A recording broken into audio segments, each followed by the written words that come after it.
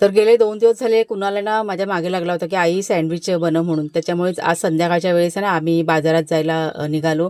दूध घ्यायचं होतं आणि ब्रेडसुद्धा घ्यावा लागणार होता. तर कुणालच्या बाबांनी गाडी ते बाहेर काढली आणि आम्ही छोटासा प्रवास करत पोहोचलो बाजारात.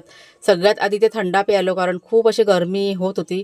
थोडंसं सामान खरेदी केलं आणि गडबड झाली. म्हणजे ती जी वस्तू घ्यायला आम्ही इथे आलो होतो खास तीच वस्तू इथे विसरलो. ब्रेड घ्यायचं आम्ही विसरून गेलो आणि हे काका आम्हाला भेटले. त्यांना सोडायचं होतं त्यांच्या घरी.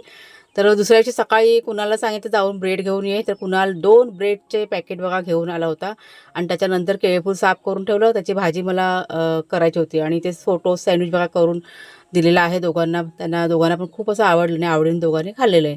त्याच्यानंतर घरातली बरीचशी कामं करून झाल्यानंतर इथे माझी देवपूजा वगैरे पण करून झाली आणि आरोही आणि मृण्मयी दोघीजणी आल्या होत्या. शाळा सुटली ना तर त्यांना खूप तहान लागली होती. त्याच्यामुळे पाणी पिण्यासाठी इथे आल्या होत्या आणि ते गरमीचं इतकं वातावरण वाढलं त्याच्यामुळे